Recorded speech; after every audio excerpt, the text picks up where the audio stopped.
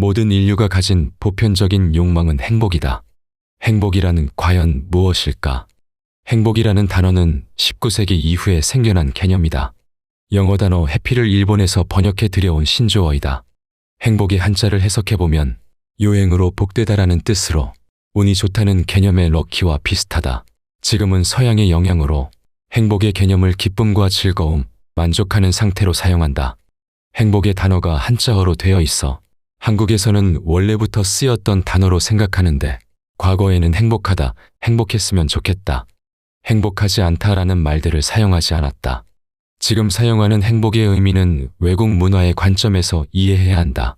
서양의 고대 철학자 아리스토텔레스가 인생의 목표는 행복이라고 말한 이후로 서양은 인생의 목표를 행복에 두는 가치관을 가지게 되었다. 하지만 아리스토텔레스가 주장한 행복은 지금과 달리 탁월성의 개념으로 각자가 자신의 타고난 능력을 발휘하는 직업을 가지는 것을 말하는 것이다.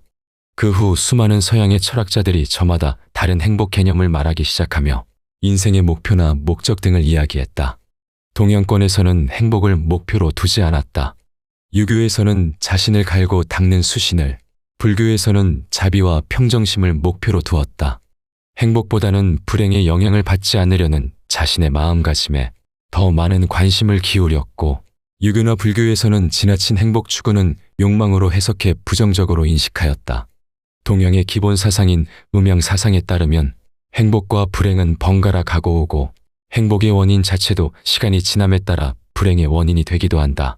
인생을 살다 보면 행복만 있는 삶도 없으며 불행만 있는 삶도 없다. 따라서 행복만을 추구하려는 행동은 절대 행복해지지 않는다. 다시 말해서 행복을 목표로 삼고 성취하려고 해도 성취할 수 없는 것이 동양의 음양 사상에 바라보는 세상의 이치이다. 서양의 목적론적 사고방식과는 다르게 동양에서는 우리가 통제할 수 없는 행복과 불행이 막상 내게 닥쳤을 때 나는 어떻게 행동하고 생각해야 되는가에 초점을 맞춘 대응론적 사고방식이 발달하게 되었다. 행복의 기준은 지극히 주관적이다. 애초에 행복 기준은 다른 사람이 판단할 수 있는 것이 아니다. 하지만 획일화된 집단 중심의 사회에서는 다수의 행복이 기준이 되고 소수의 행복은 부정하는 경향이 심하다. 출세에서 사회적 성공과 부를 거머쥔 사람은 행복할 것이라며 동경하지만 현장에서 힘들게 일하는 노동자들은 불행할 거라고 본다.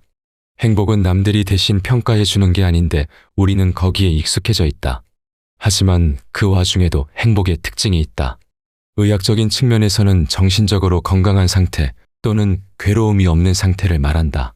긍정심리학에 따르면 행복하기 위해서는 자신이 좋아하는 일을 하면서 자신을 지지하고 아끼는 사람들이 있고 그들과 지속적인 관계를 유지하는 것이라고 한다. 그러나 행복 연구의 권위자들은 행복함은 대개 유전적으로 결정되어 있다고 본다. 돈, 건강, 종교, 학력, 지능, 성별, 나이 등 환경적 변수를 모두 합쳐도 개인 간 행복의 차이를 15%밖에 설명하지 못했다. 반면에 유전이나 성격은 전체의 50%를 설명했다. 50%를 결정하는 유전이나 성격과 함께 행복의 중요한 환경적 요인으로 사회적 관계, 즉 타인과 함께하는 시간과 만족도를 뽑았다. 생각과는 달리 돈은 행복 그 자체를 만들어주기보다는 불안함을 없애줌으로써 행복한 삶을 도와준다고 본다. 행복 분야는 최근 진화론을 접목한 이론들이 설득력을 얻고 있다. 행복도 이성보다는 본능과 무의식의 영향이 크다고 한다. 진화론적 입장에서 행복이란 동물의 본질적 욕구인 생존과 번식에 도움이 되는 유인작용에 불과하다는 것이다. 영양가 있는 음식을 먹거나 잠을 푹 자서 체력을 보충하면 행복해지는 것이다. 특히 번식에 도움이 되는 낯선 이성과 친해지는 것은 큰 행복이다. 또한 인간은 생존을 위해 뭉쳐 지내도록 진화해 왔기 때문에 원만한 사회활동을 할 때 지속적인 행복을 느낀다고 말한다. 사람들은 행복감을 얻지 못하면 우울증에 걸릴 수도 있다고 생각한다. 행복을 가지지 못하면 불안하기에 그들은 실체 없는 행복을 외부로 돌리게 된다. 그들이 부러워하는 선망의 대상도 실제로는 전혀 행복하지 않을 수도 있다는 것을 모른 채 자신들이 가지지 못한 것에 행복이 있다고 열광하게 되는 것이다. 또한 욕심이 많은 사람은 자기 자신의 행복을 물질로 채우려 하지만 채워도 부족하기 때문에 행복하지 못한다. 특히 한국 사회는 행복을 물질로 환산하는 경우가 많아 문제점으로 꼽히고 있다. 행복이 어떤 것이 도움이 되는지 고민하기보다는 일단 돈부터 모아놓고 보자는 마인드가 늘어난다.